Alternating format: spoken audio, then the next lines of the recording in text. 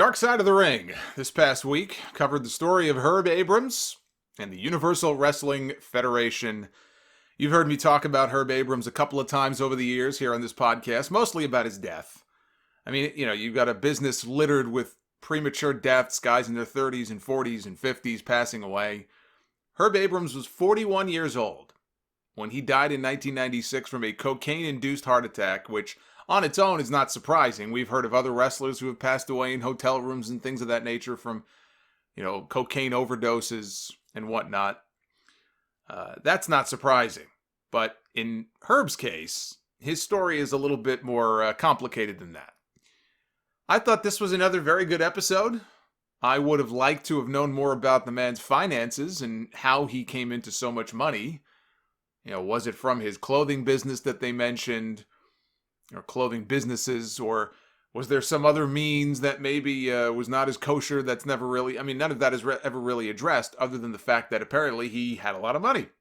He was a businessman, and he had a lot of money.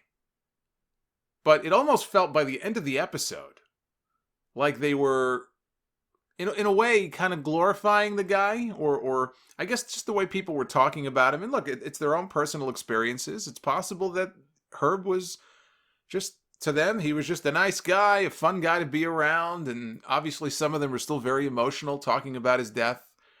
There was one wrestler who was interviewed on the show, I think it was Steve Ray, not to be confused with Stevie Ray. You can't find two wrestlers who look more different than these two. Not Stevie Ray, Steve Ray. Talking about how Herb took a chance on him and was giving him a chance to be a star, and he never forgot that. And so I don't doubt that they have fond memories of the guy or being around the guy, but when this is over and you look at the full story of Herb Abrams and the way that he did business, it was the typical shyster wrestling promoter that you hear about who stiffs people on money that they're owed, doesn't pay people, or writes checks that don't clear. There's nothing honorable about that. So you have to take great care, I think, not to glorify somebody like that too much. He's got an interesting story. He may have had some nice qualities about him, but when it's over, I looked at it and went, okay, well, this guy was out of his mind. He was obviously all coked up all the time. And he stiffed people out of money that they were owed. To me, there's nothing honorable about that.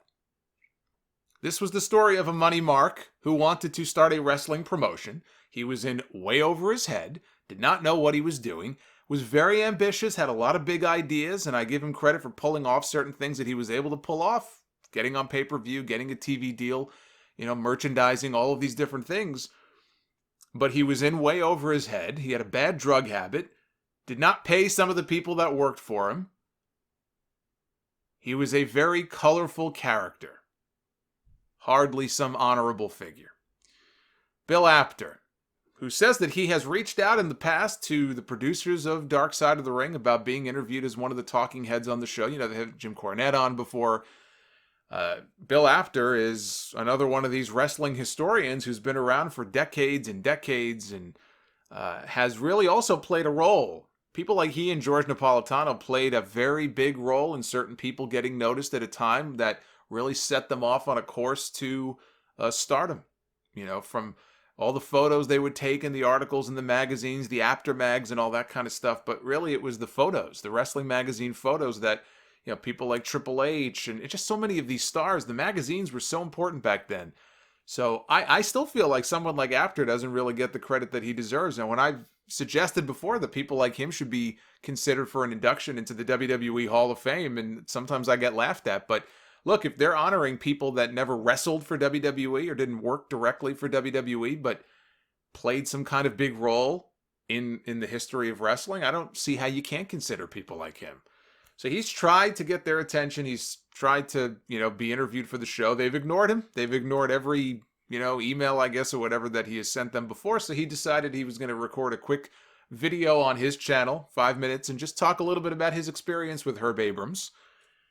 And he explained that he was the very first person that he knows of anyway, that Abrams approached many, many years ago, back in the 70s, about getting involved in the pro wrestling business. This was back in 1976. Superstar Billy Graham was WWF champion at the time.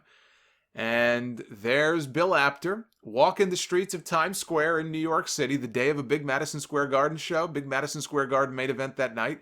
They're out in the streets walking around shooting photos, basically doing a photo shoot, trying to find locations to take pictures of Superstar. And Apter looks over, he sees a garbage can and says to Graham, he didn't think he'd go for it. He was like, look, I want you to stand on top of that garbage can. I guess flip it over. I don't know. Stand on top of that garbage can. I'm going to take a picture of you with all those, the buildings in Times Square in the background. And Graham agreed to do it, and it's a classic shot. If you look for the photo online, it's kind of like the picture of Andre holding up all the women for that pose shot. That was a George Napolitano shot, but the shot of Superstar posing and flexing with his shirt off on top of a garbage can in the middle of Times Square, that was from the photo session that day that Apter had with him. So there's a crowd of people, right? Now the crowd of people is kind of dispersing now. And Apter gets a tap on the shoulder. He turns around, and he didn't know who he was, but it's Herb Abrams. Herb Abrams says to him, hey, Mr. Apter, I'd like to, get involved in the wrestling business. And Apter said, well, how? Like, in what capacity? What would you want to do?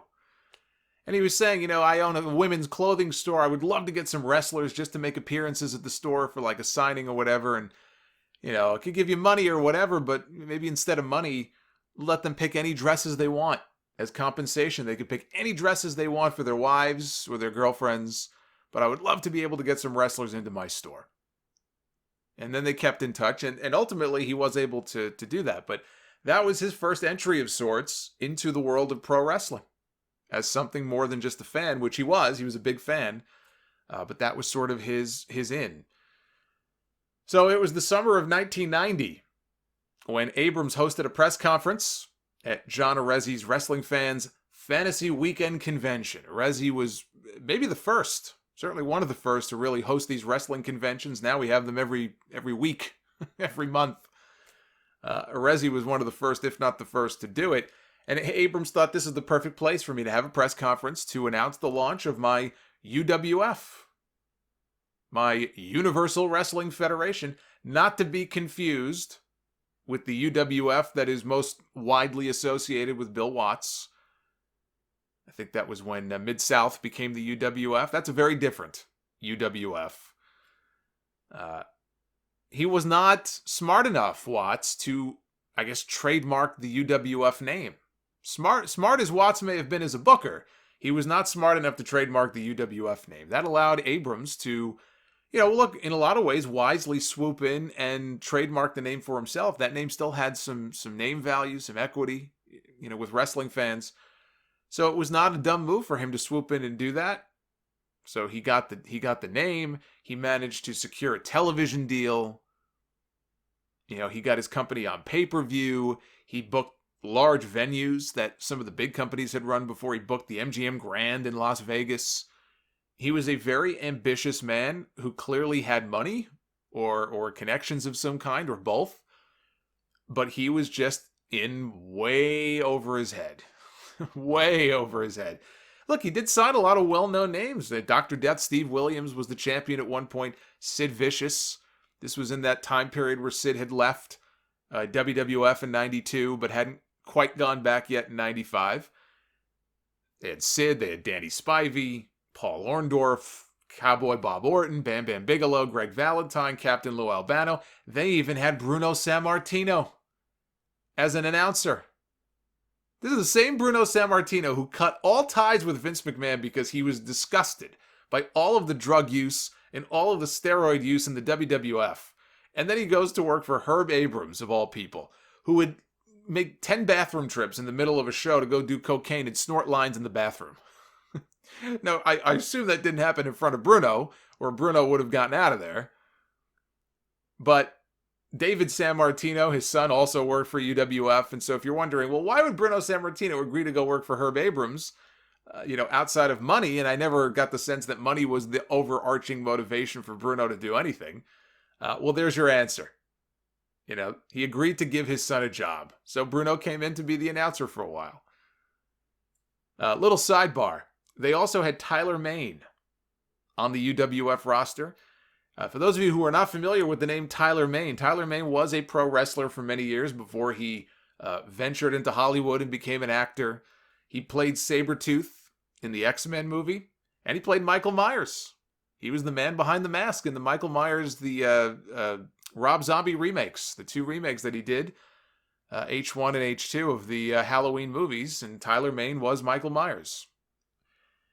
So Herb's goal was to compete with and to overtake Vince McMahon and the World Wrestling Federation. In fact, he met with Vince McMahon in October, when the same month, I believe, he started TV with the UWF Fury Hour. He took a meeting with Vince McMahon in Stamford, and he was pitching, this is amazing, he pitched the idea to Vince McMahon of him continuing to run things. You've got the East Coast and the Midwest, and what do you think if, I'll kind of take over and I'll run things on the West Coast? I would pay good money to have seen Vince McMahon's reaction to that. I would pay pay-per-view money to have seen Vince McMahon's real-time reaction when Herb Abrams proposed this in Vince's office. So, of course, Vince blew him off, and that only made Abrams angry. And now he made it his life's mission to destroy Vince McMahon in the WWF. Now he was even more motivated to compete with the WWF and overtake the WWF. Many have tried over the years. All have failed. Ted Turner and Eric Bischoff, they had luck for a couple years there, but they too failed. In the end, they failed just like everybody else failed. The idea that Vince McMahon would do business with Herb Abrams and let him handle the West Coast, or that Abrams would even think that Vince McMahon would say yes to such a proposal, is all the proof that I need that this man was consuming copious amounts of narcotics at that time. That's all I need to know. Some of the more interesting things Herb Abrams, the wrestling promoter, did. He brought in Blackjack Mulligan to be his head booker, even though Blackjack Mulligan at the time was serving a 2-year prison sentence for trying to sell counterfeit $20 bills to federal agents. True story.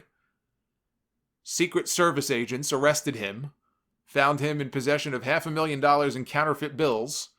So he went bye-bye to the pokey for a couple of years. Yeah, let's bring him in as our head booker. He also promised to use Bruiser Brody as one of his top attractions, the same Bruiser Brody who was murdered 2 years earlier. I mean, I've heard of promoters false advertising people before, but this is a bit much. So they interviewed Mick Foley for this because he competed in the UWF as Cactus Jack for a while. They interviewed B. Brian Blair. I'm sure Iron Sheik was throwing furniture somewhere. So Blair mentioned that he only knew Herb was a businessman of some kind. Even the people that worked for Herb Abrams were not exactly sure of what he did or how he made his money. That might be an important thing to know before you start doing business with somebody.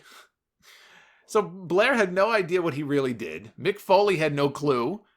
Other people said, he made his money in the stock market. However he made his money, he apparently had a lot of it in order to start this promotion up. They interviewed this guy, Lenny Douge. He was the UWF general manager, used to be an employee over at NBC. He became best friends with Herb. And said that Herb owned a clothing store that made dresses for heavier women. The name of the store was I'm a Big Girl Now. That was the name of the store.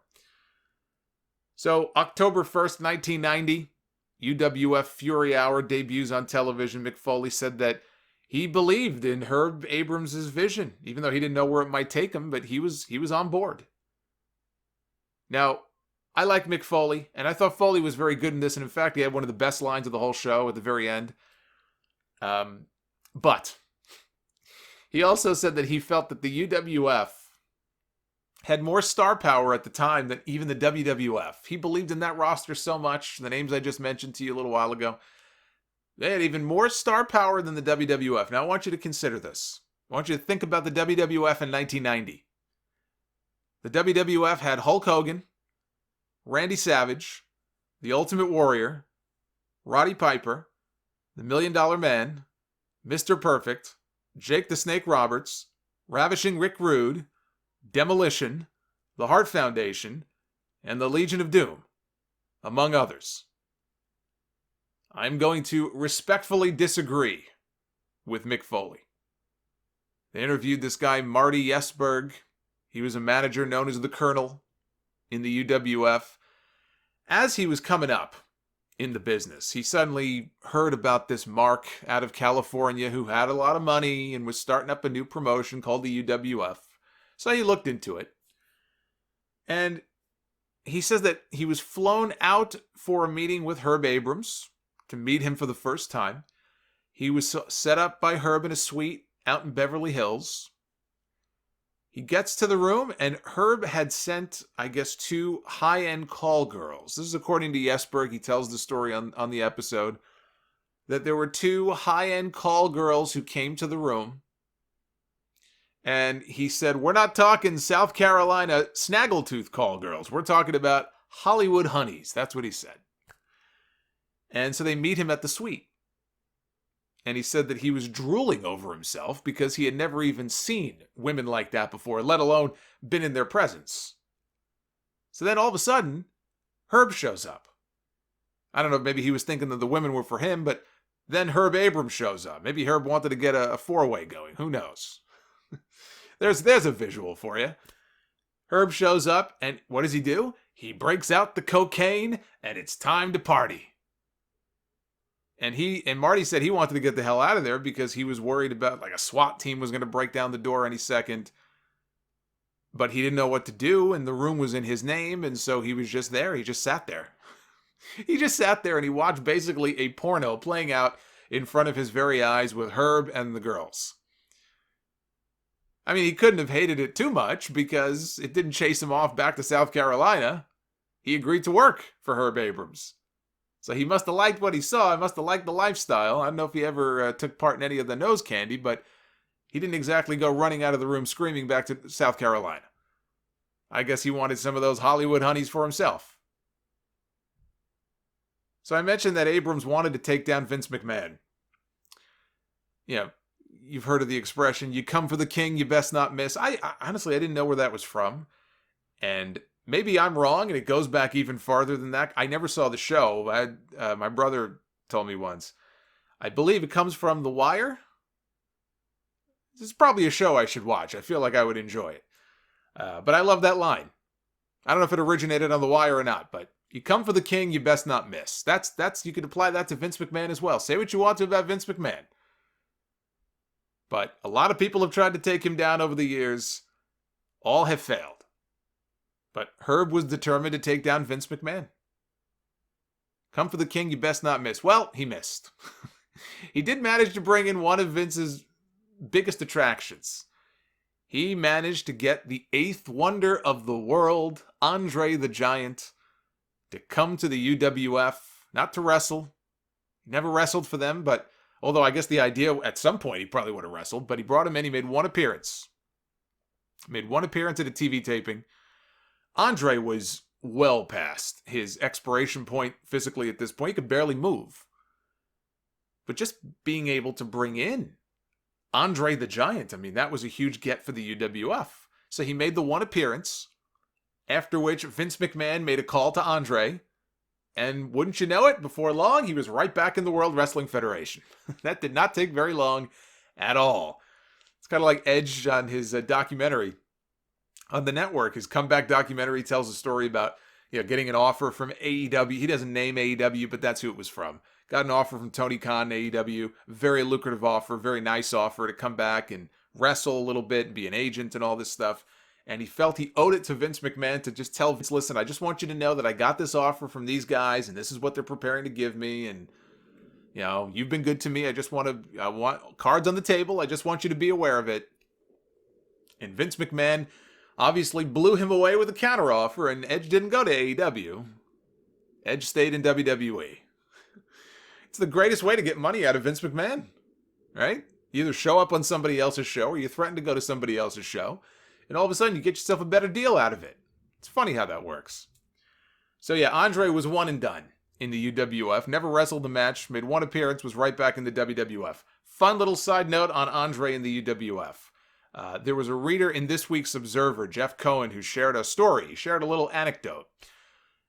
He said that they didn't touch on it in the episode, but Herb Abrams was a married man. This person, Jeff, claims that he met Herb's wife many years ago. It's this quiet little Asian lady.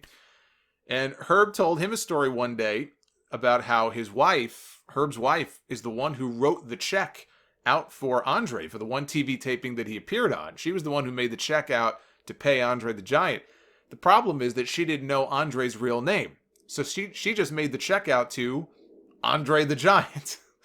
She wrote that. I would have loved to be the bank teller getting that check too. Here we go. Here's a check for what? $2,000 made out to Andre the Giant. That'd be like me getting a check made out to me for the Solomonster, right? I somehow don't think my bank would go for that. But anyway, he told this story and he said that it was up to Andre's business manager to kind of work out sort things out as far as getting the check cashed.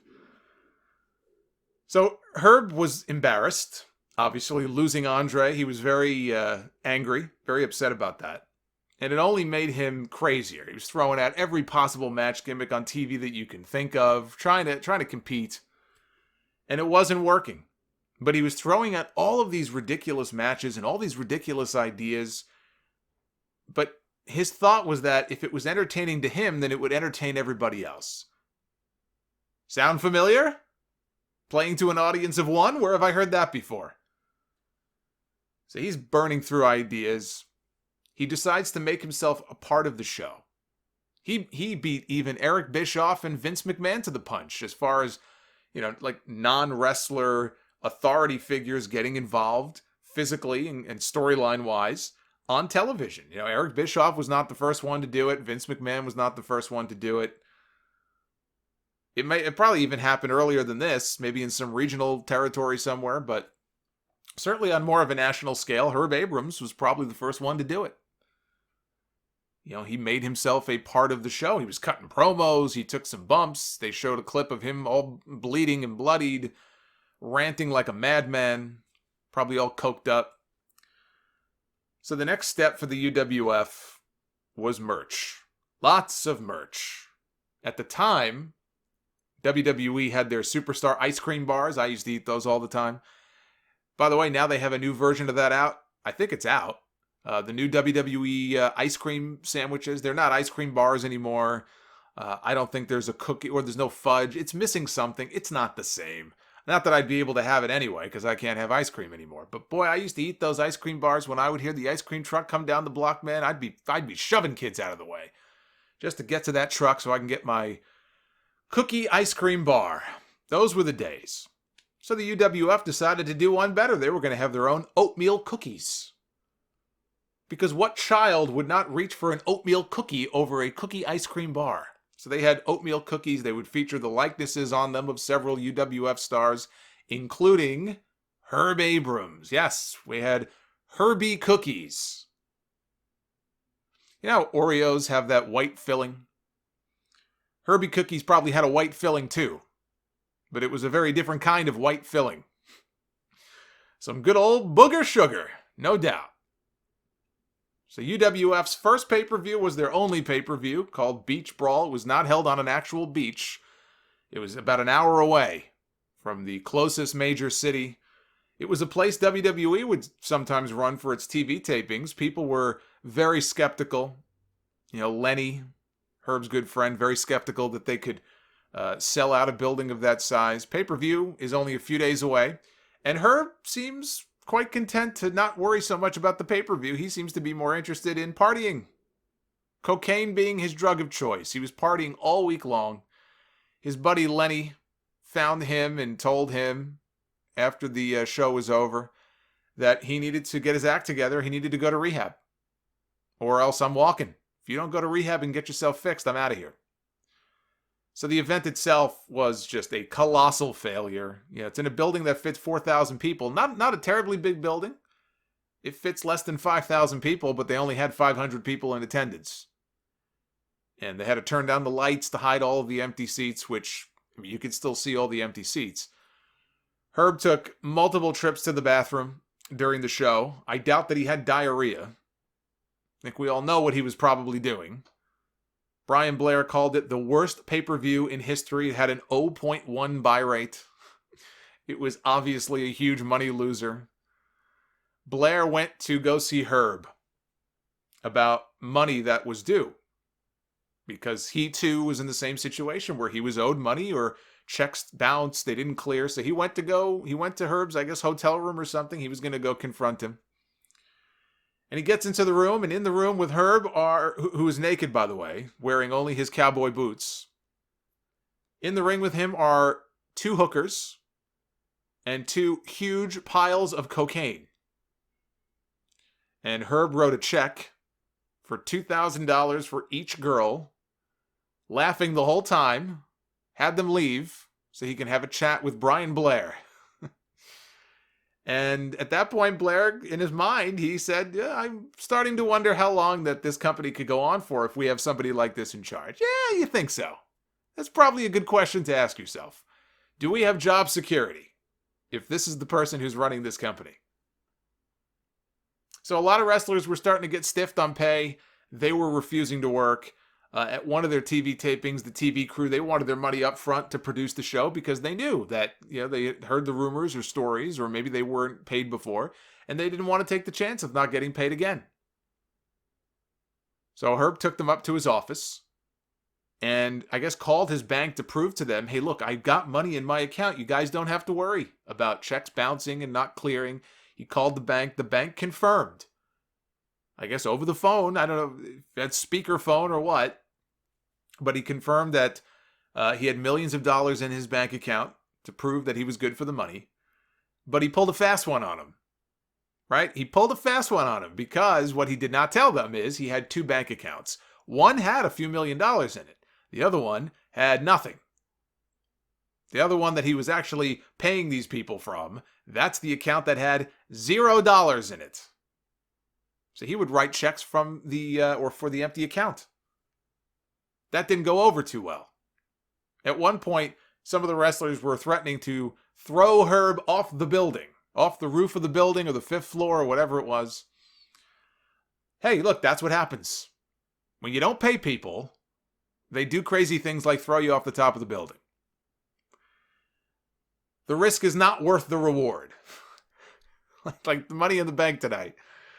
The risk was definitely not worth the reward for Herb Abrams.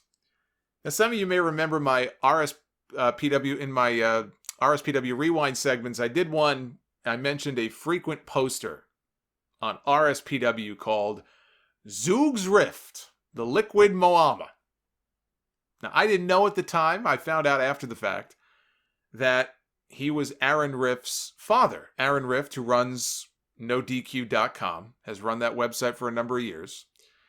His father was a musician, really, but he was also a big-time wrestling fan. He worked for the UWF. He wanted to be involved. He wanted to get involved in the wrestling business, and Herb Abrams met with him and wanted to know, okay, why should I give you a job? And so he met with him, and he convinced Herb to give him a job working for the UWF. And later on, Zoogs took over as booker for the promotion. Then I think he left. He also wasn't getting paid. What else is new? He came back, and he served as the vice president pretty much up until the day that the promotion folded. But he said, all of the money that they had went right up Herb's nose.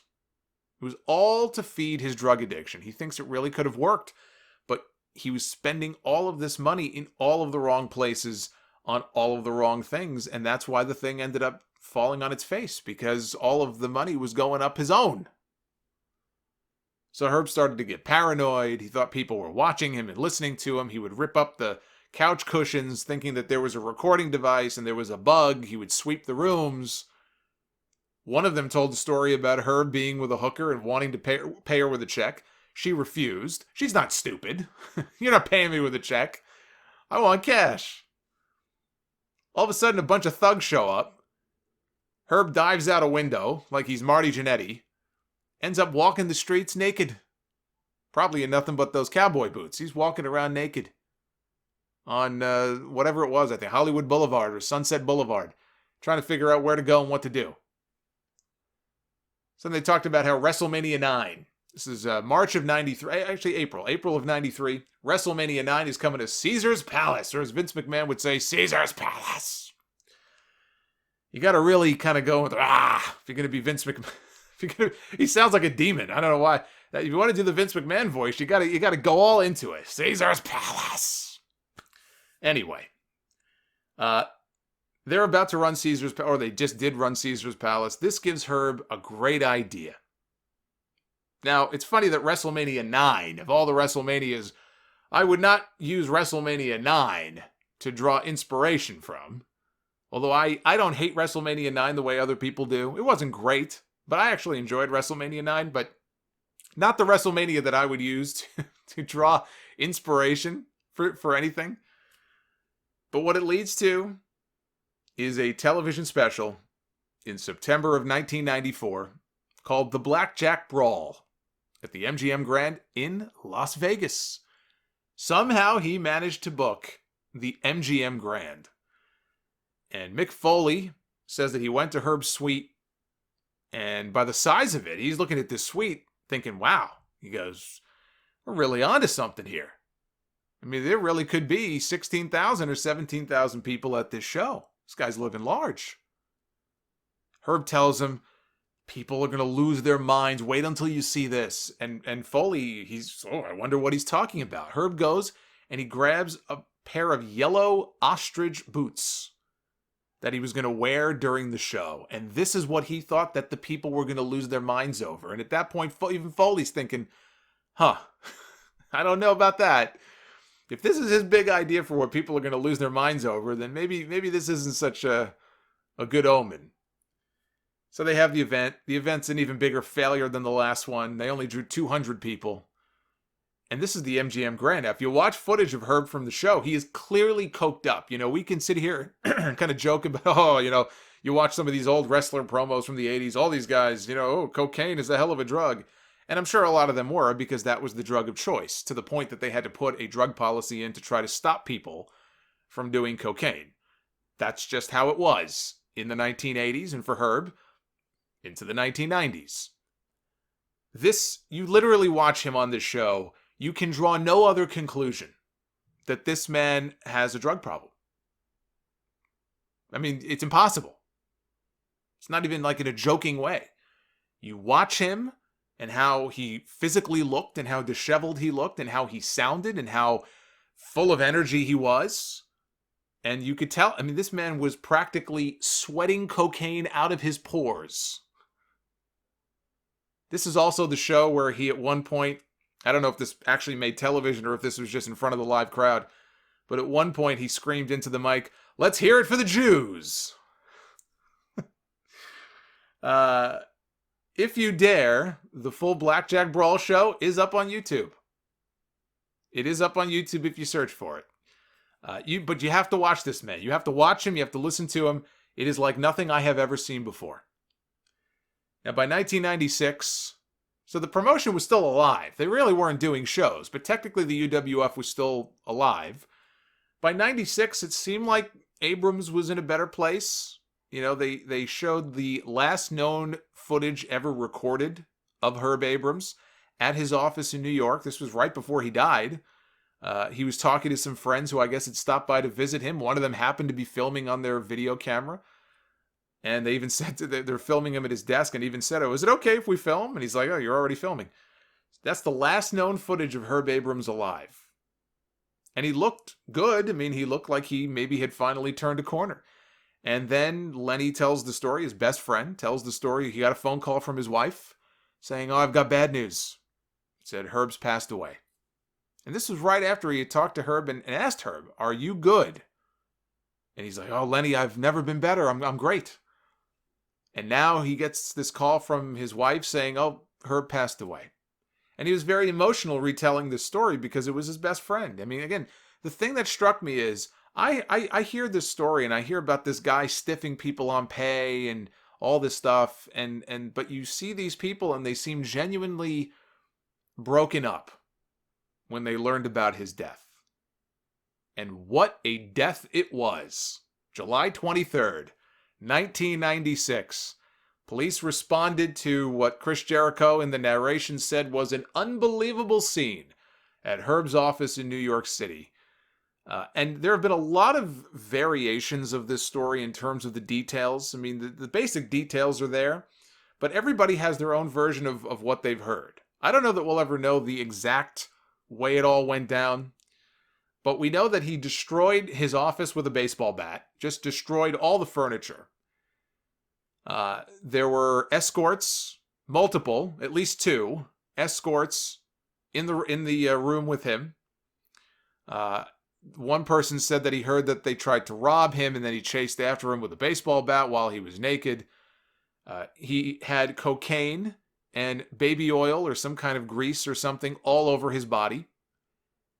And he either had a heart attack or he had a seizure and then died, depending on who you talk to. Brian Blair says that he heard that he died in the back of a police car. Other versions say he died in custody in his cell. Other versions have it that he died right there in his office before they could even get him into the police car. So it's the little details that have changed depending on who you talk to. But Brian Blair had the line of the night. Mick Foley had a great one at the end too. But Brian Blair had the best line I have ever heard on any of these Dark Side of the Ring episodes. And he said this with a straight face. He wasn't smiling. He wasn't laughing. I honestly don't even think he was trying to be funny. Or make fun of the fact, or make light of the fact that this guy passed away. But he just looked dead in the camera, and he said, I know this, I don't know all the details, I heard this, I heard that, but I know one thing. Herb Abrams left this world doing what he loved. Hookers and cocaine. Best line ever. Just the fact that he said this with a straight face, I don't know, it just made it even better. He died doing what he loved the most, hookers and cocaine. Now, I went and I looked up the New York Daily News story on his death, because I hear all these conflicting accounts about what happened. I said, isn't there a police record of what happened here? I mean, the police would know more than anyone else what they were walking into here. It's like the Snuka stuff, with the Jimmy Snuka stuff, the first incident when he was beating up his girlfriend at the hotel. And I went back to look for the news articles then too, and the news articles were pretty consistent about the details of what happened there. You know, that he beat the shit out of his girlfriend, and even after the cops showed up, they saw him go back to beating her up. It's pretty clear cut what happened there.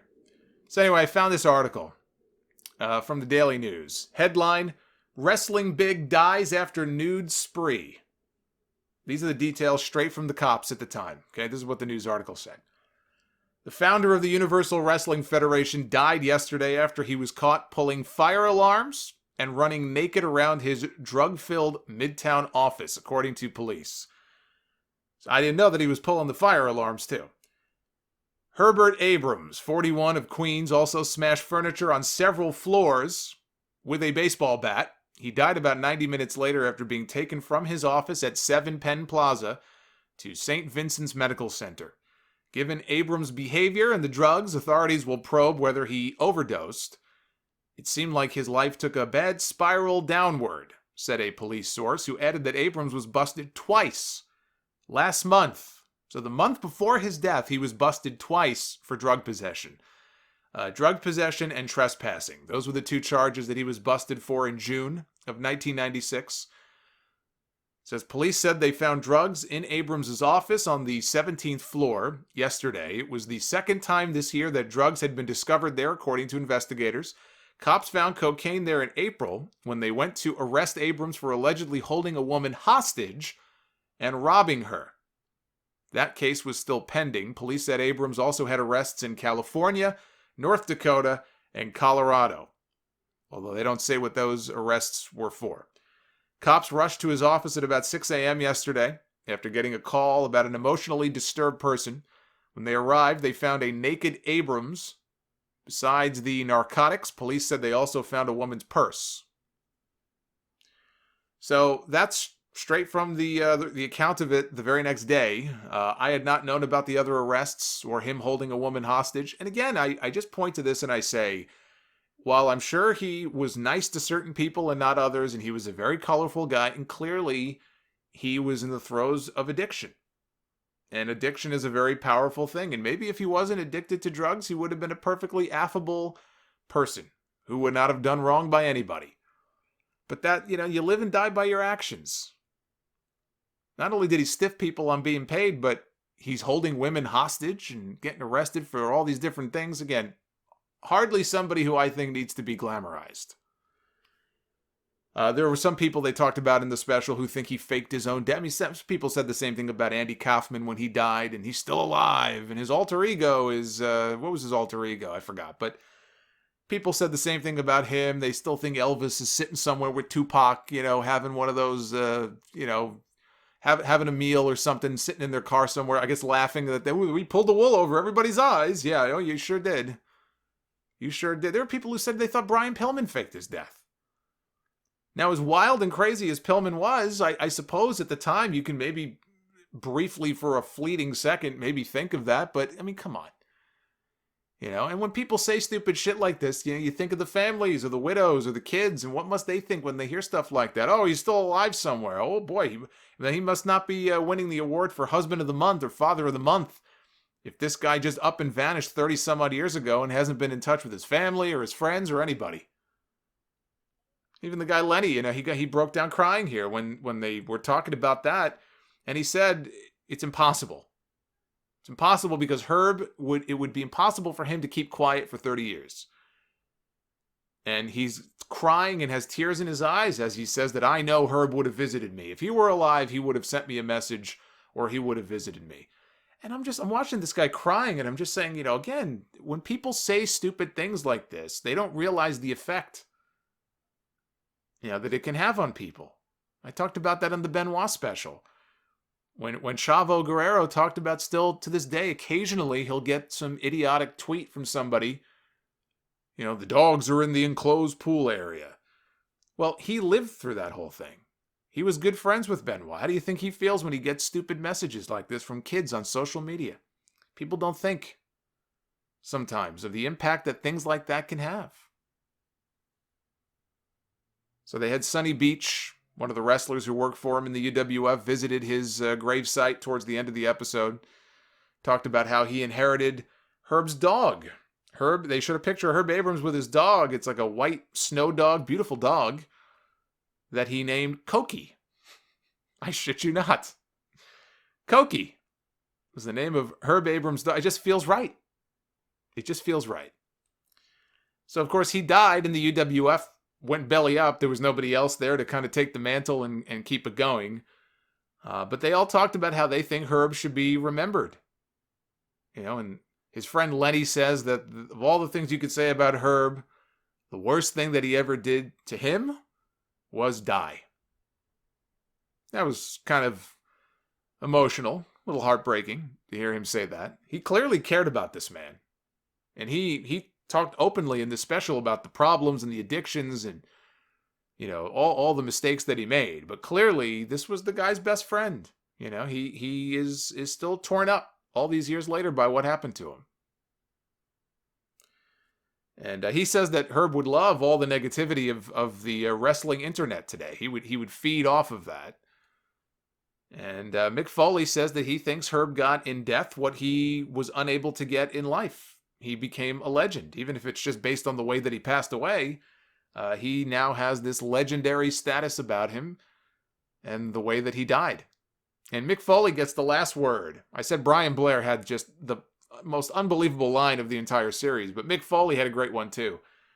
And the producer asks Foley, if Herb Abrams were alive today, what do you think he would be doing? And Mick takes a few seconds to think about it. And he just smiles and he looks in the camera and he says, time.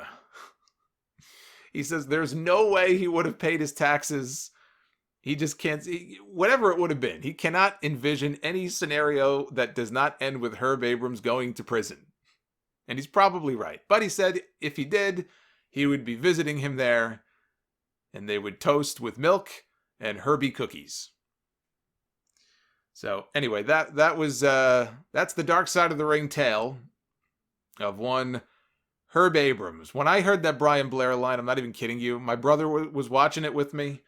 We busted out laughing. We literally, legitimately laughed out loud because I didn't see that line, and just the way he delivered it, I didn't see it coming. A couple of final notes, though, just to wrap up the whole story of the UWF. They didn't talk about this on the special. I don't know how many people are aware of Davey Meltzer.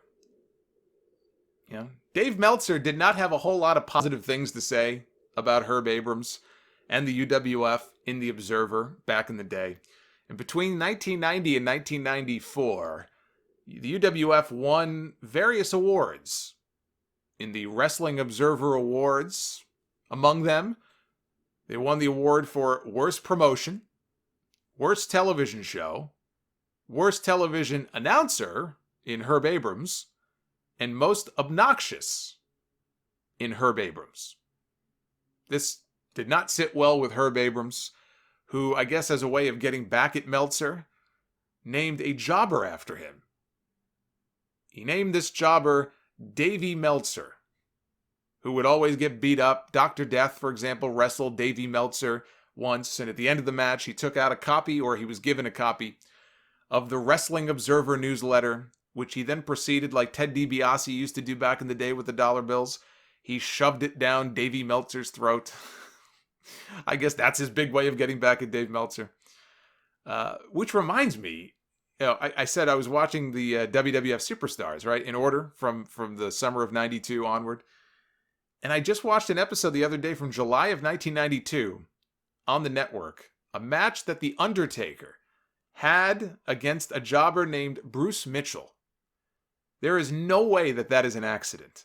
Especially during that time, the early 90s, with all those scandals going on in the WWF, I can only imagine what Mitchell was writing about. I'm sure he was writing a lot of stuff in the Torch at that time that the company didn't like. So this was hardly something that was exclusive to Herb Abrams. We had Bruce Mitchell, the jobber, in WWF. We had Davey Meltzer in the UWF. Who would it be these days? I'm waiting on like NXT one of these days. Or maybe Dynamite. Get like a Bradley Shepard doing the job on TV. Last note here, I was watching a clip because I was looking for some shoot interviews. I wanted to just get perspective from maybe people who were not featured in the Dark Side episode. There was one clip from Greg the Hammer Valentine. A Greg the Hammer Valentine shoot. Greg the Hammer very much looking like Mama Fratelli from the Goonies these days.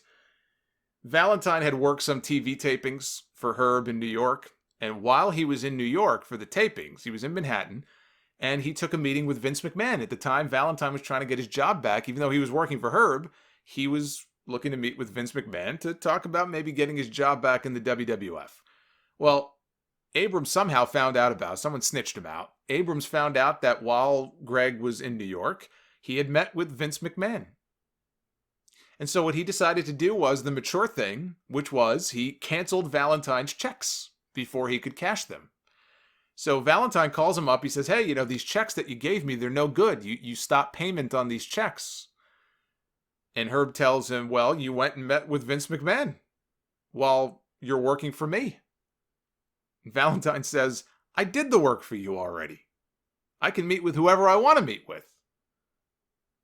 So he said, they're having like a laugh about it. And he doesn't obviously think very much of Herb Abrams and calls him an asshole and all this stuff.